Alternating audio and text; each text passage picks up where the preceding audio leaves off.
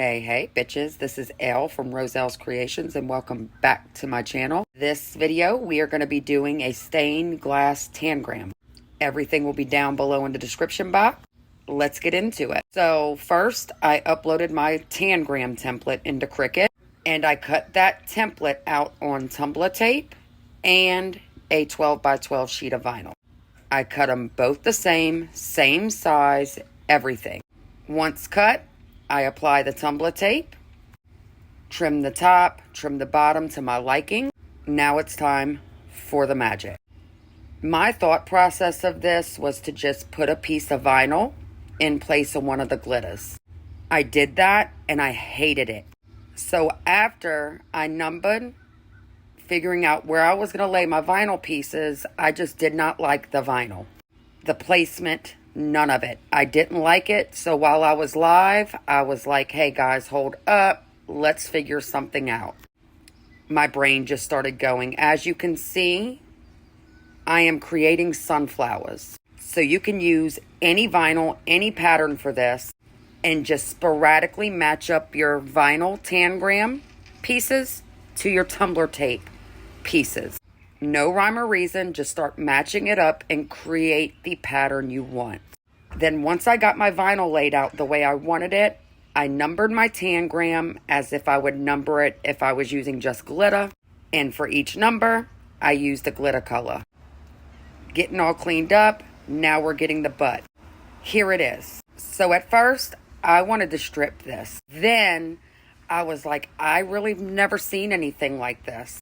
I've seen vinyl on a tangram, but this was different. Now we're going to get into sealing it.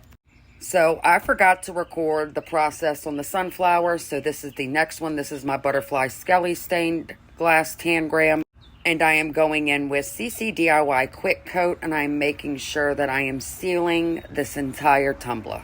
I am going over the vinyl, I am going over the glitter, because when I apply my first coats of epoxy, I want to try my damnedest not to get any glitter on that vinyl.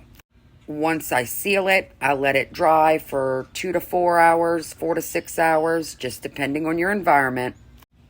And then I will go into my first coats of epoxy. So here I am mixing my DIY epoxy Speedy Petey. I mixed up about 30 mLs and I apply a generous first coat just to get all this glitter covered.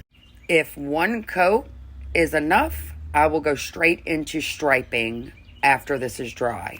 But if it's still rough and I can still feel some lumps and bumps, I will go in with a second coat just to make sure that my tumbler is as smooth as possible. For both of these tumblers, I only needed one coat. This is what it should look like after glitter, vinyl, sealing, and epoxying. Now into the striping. So I did 2 types of striping. I went all the way around the tumbler with some 631 removable matte vinyl. My measurements are 0.15 by 11.5, and I cut out a full sheet of 12 by 12 removable vinyl, which ended up being 56 lines that were cut for this specific 30-ounce tumbler.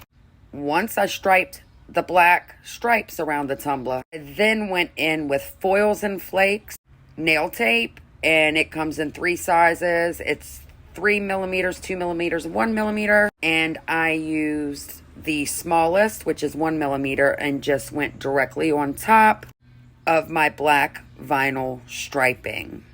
This is really time consuming. Striping tumblers are very therapeutic to me. I can do it all day long. But anywho, once I get my vinyl striping on, I then go in again with CC DIY Quick Coat and I paint it over all of my vinyl lines, my nail tape, to make sure when I go into my final coats, I do not have to worry about any of the stripes lifting or the epoxy repelling. But isn't this bitch gorgeous? It is gorgeous. So now it's on the final coats. I do 2 final coats. Once again, I mix 30 mLs of Speedy Petey, applied, let that dry about 2 hours, then went in with another coat And this baby is complete. Here's the stained glass Tangram. I hope this helped. Thanks so much for watching.